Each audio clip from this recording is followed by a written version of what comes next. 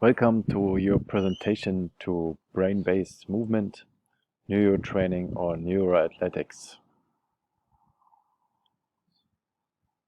What is the main goal of the brain or your central nervous system? It's safety and survival. As you see in the picture here, Wilson. Wilson is the volleyball, and the guy in the movie, creates like a friend to help the brain to get into the survival state.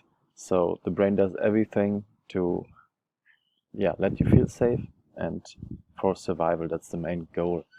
And if your brain gets clear information, it feels safe. You can see it in the next slide on the input brain output model, so it's getting more clear then. And if the brain is always predicting the future, kind of, is it safe, the situation right now, or will it be safe? Also for this, you got another picture in the slide after the next slide. Unclear information, on the other hand, is a threat for the central nervous system. Threat doesn't mean that there is somebody with a gun or something. It's just it's not clear, so it's central nervous system predicts it's not clear, so we want to avoid this situation, and your brain is causing you pain, less strength, less mobility, increased muscle tone, lower efficiency, that you not go into this situation because it's safe. Here you see the input brain output model. This is how the brain works and how the nervous system reacts. So as you see in the picture, you get a sensory input through eyes, your vestibular systems in your inner ear, your taste, your smell, whatever, and it's integrated in your brain and interpreted. So with every sense that happens, and then there's a motor output. So every output that you have, like what I'm doing now that I'm talking, has also some sensory input, and so your output is not just about your muscle. There's a long way from your input through the integration, and many brain parts are involved to the output, and so all these parts can have an effect of the output.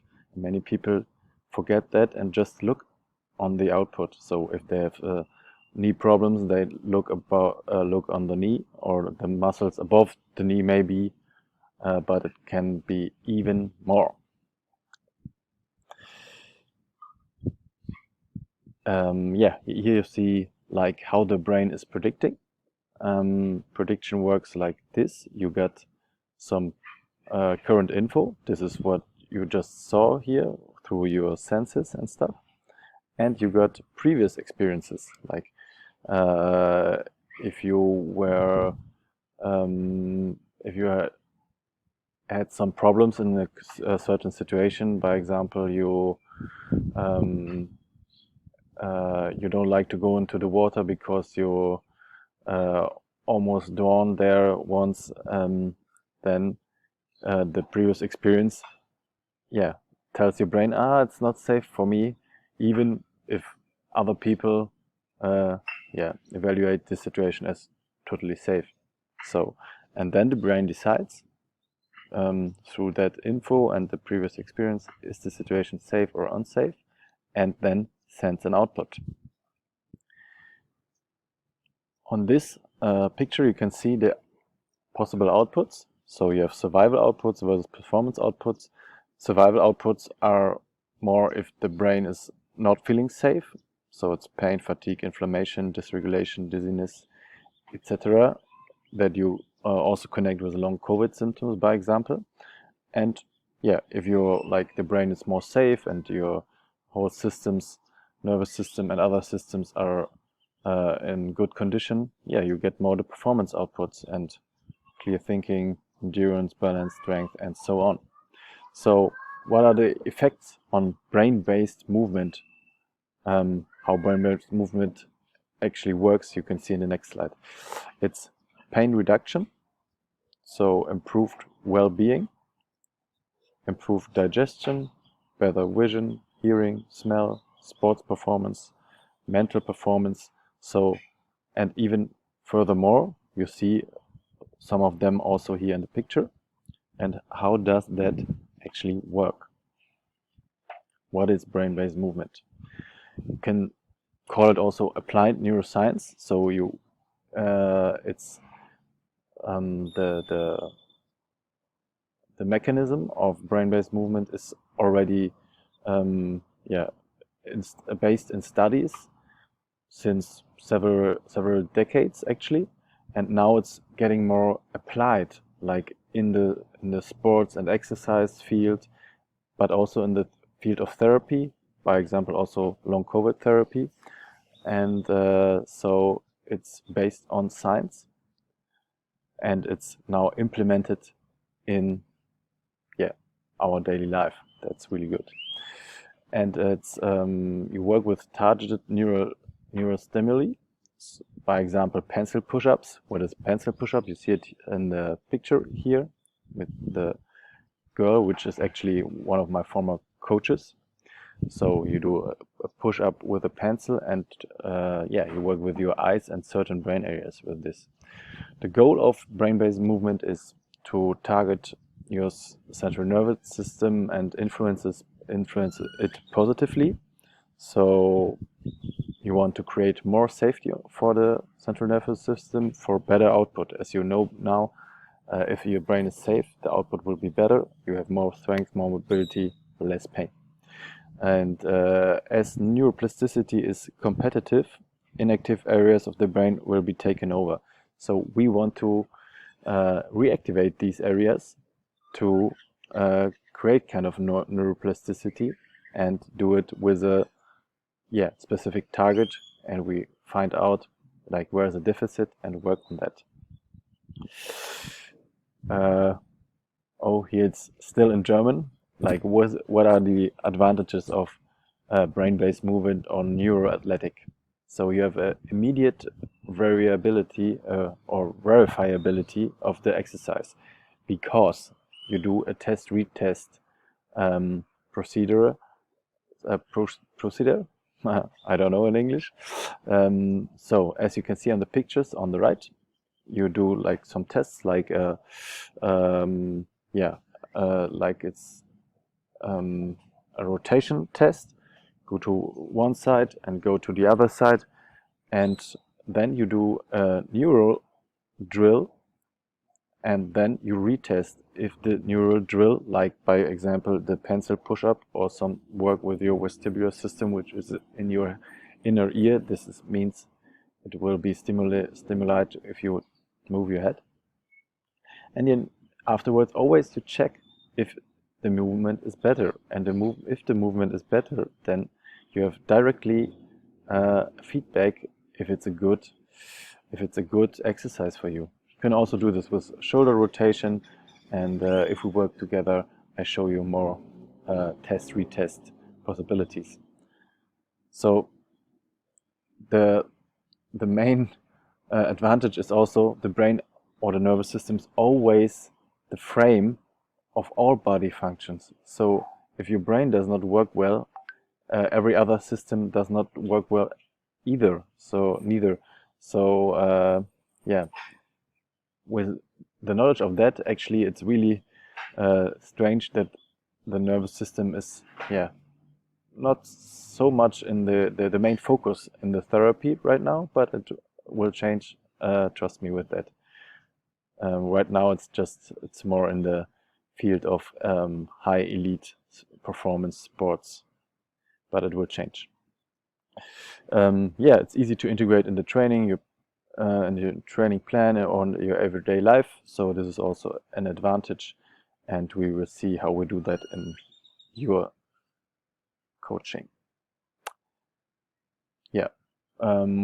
Who can the brain-based movement help?